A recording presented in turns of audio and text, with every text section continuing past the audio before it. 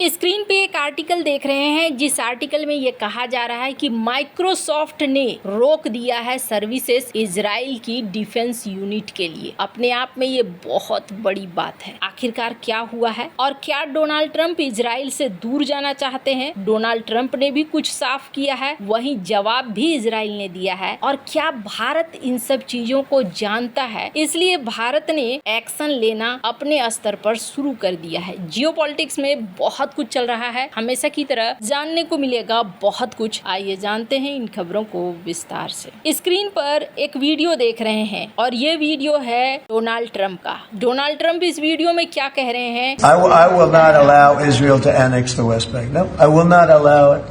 It's not going to happen. Did you speak with Netanyahu about this directly? Yeah, but I'm not going to allow it. Whether I spoke to him or not, I did. But I'm not allowing Israel to annex the West Bank. There's been enough. It's time to stop now, okay? Yes, Donald Trump इस video में वादा कर रहे हैं कि मैं Israel को West Bank कब्जा करने नहीं दूंगा। अब एक बार को आपको लगेगा आश्चर्य, अरे ये क्या हुआ, अचानक से कैसे बदल गए ये, और ये इजराइल के खिलाफ बात कर रहे हैं। बिल्कुल, इस वक्त ये इजराइल के खिलाफ ही बात कर रहे हैं। वीडियो में ट्रंप कहते हैं कि मैं इजराइल को वेस्ट बैंक को हड़पने की अनुमति नहीं दूंगा। ये पहला सार्वजनिक बयान है जो इजराइल के खिलाफ। इजराइल की जो अभी सरकार है, वो सरकार क्या चाहती है? वो चाहती है कि धीरे धीरे वो आगे बढ़े, लेकिन यहाँ पर अमेरिका अपने रुख को अब बदल रहा है। अब एक चीज समझ में नहीं आ रहा है, अगर आप देखें तो जियोपॉलिटिक्स ना बड़ा कचरे वाली चीज बन रही है। किस दिशा में जा रही है, कौन किसके साथ है, ये कुछ भी समझ में नहीं आएगा। अभी स्क्रीन पर एक ट्वीट देखिए, क्लैश रिपोर्ट की ये ट्वीट है जिसमें कहा जा रहा है कि तुर्की, सीरिया और जॉर्डन, ये 3 देश मिलकर एक MOU साइन कर रहे हैं कि एक रास्ता हम बनाएंगे, 30 किलोमीटर का ये कॉरिडोर बनाएंगे, जहां से हम ट्रेन वगैरह चला सकते हैं और सुविधाओं को हासिल कर सकते हैं। जहां समंदर वाला इलाका होगा वहां कुछ अलग चीजों का व्यवस्था कर सकते हैं, यानी एक तरीके से कॉरिडोर। सीरिया, जॉर्डन, तुर्की, ये तीनों इस वक्त इजराइल के खिलाफ जा रहे हैं और इजराइल के खिलाफ इन्होंने बयान भी दिया है इनके फिलिस्तीनी रुख के वजह से। अब इसी बीच ये भी देखने को मिल रहा है कि यहाँ पर इजराइल के अंदर एक हमला हुआ है। एक कार विस्फोट के साथ उड़ गया तेल अवीव में, कई सारे लोग इसमें घायल हुए हैं। और इसी बीच एक स्टेटमेंट भी आता है इजराइल के PM नेतन्याहू का। स्क्रीन पर देखिए। Those who seek to harm Israel will be harmed. Those who kill our citizens will pay a heavy price. And those who fire on our cities and civilians will be held responsible for their actions. It may take time, but Israel will ultimately reach these terrorists. No one should doubt Israel's resolve to defend its citizens. If that is not clear today, it will become even clearer in the future. Israel will do whatever it has to do to protect our state and to protect our people. Israel's policy is clear, and our message to the terrorists is also clear. You can run, you can hide, but in the end, Israel will get you.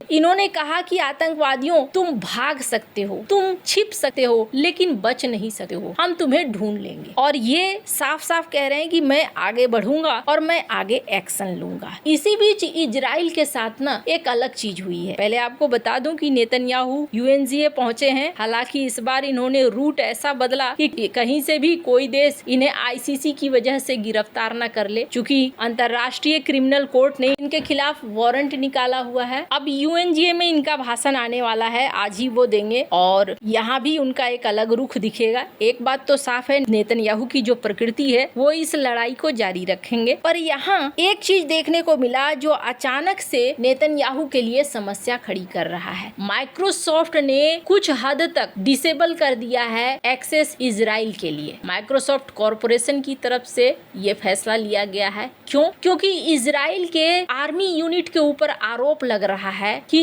इन्होंने कुछ data को चुराया है या कुछ data को पढ़ने के लिए, रीड करने के लिए हासिल किया है, जो खास तौर पर फिलिस्तीनी नागरिकों के ऊपर था। जांच ने खुलासा किया कि इजरायली खुफिया एजेंसी ने फिलिस्तीनी नागरिकों के मोबाइल फोन कॉल्स पर बड़े पैमाने पर निगरानी की थी। खास तौर पर इजराइल ने माइक्रोसॉफ्ट के एज्योर क्लाउड पर फिलिस्तीनियों के सामान्य मोबाइल फोन डेटा को भारी मात्रा में जमा किया था। कहा जा रहा है कि ये टेक्नोलॉजी का दुरुपयोग है, ऐसा होना नहीं चाहिए। और जब ये मामला ट्रिगर कर गया, यानी कि कहा गया कि इजरायली आर्मी यूनिट ने फिलिस्तीनियों के फोन कॉल्स की जासूसी की, जो डेटा माइक्रोसॉफ्ट के क्लाउड स्टोर पर था। माइक्रोसॉफ्ट ने कहा कि हमने भाई बाहरी जांच शुरू कर दिया है, हमने बुलाया हुआ है जांच एजेंसी को, वो अब जांच करेंगे और हम इजराइल की सैन्य इकाई के लिए intelligence and mission operations department को फिलहाल के लिए बंद कर दिया है, हम इन्हें नहीं दे रहे हैं। माइक्रोसॉफ्ट के अंदर प्रोटेस्ट वगैरह हुए, जिसके बाद इन्होंने ये एक्शन ले लिया। प्रो फिलिस्तीनी ग्रुप ने इसे एक स्वागत योग्य कदम बताया कि नहीं, ये कदम तो बहुत बढ़िया है, आपने अच्छा किया। लेकिन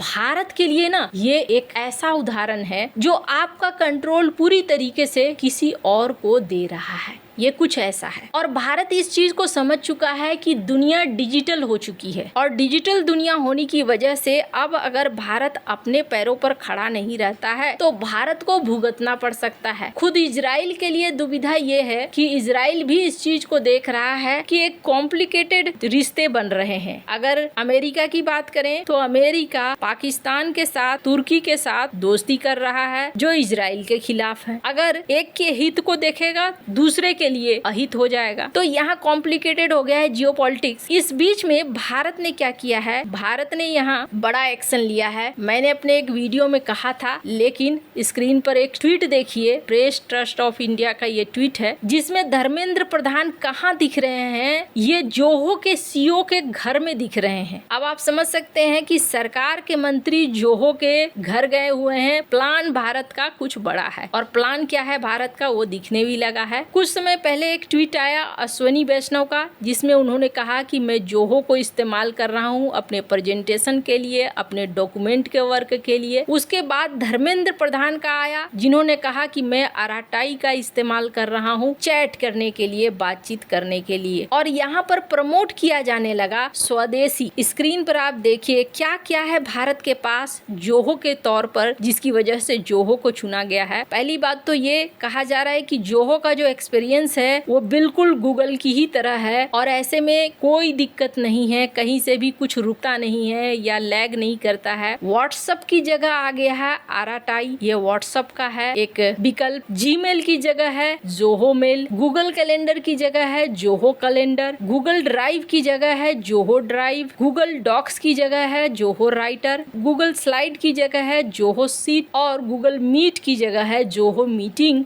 माइक्रोसॉफ्ट टीम की जगह है जोहो क्लिक और मेटा की जगह है यानी सोशल मीडिया ऐप, इसकी जगह है जोहो सोशल। अब चूंकि स्वदेशी का बयान खूब ज्यादा आ रहा है, माना जा रहा है जल्दी ही भारत इसमें शिफ्ट करेगा। अब एक चीज और बच गई और वो है कि वीडियो विकल्प क्या होगा, यूट्यूब का विकल्प क्या होगा, देखना होगा। पर ऐसा लग रहा है जैसे अब भारत भी समझ रहा है कि इजराइल के साथ हो सकता है, किसी के साथ भी हो सकता है। धीरे धीरे खुद पर आश्रित हो जाओ तो ज्यादा अच्छा है। आपको क्या लगता है इन सब मामले में, आपकी क्या राय है, कमेंट कर जरूर बताएं। जल्द मिलते हैं अगले वीडियो में नई खबर के साथ।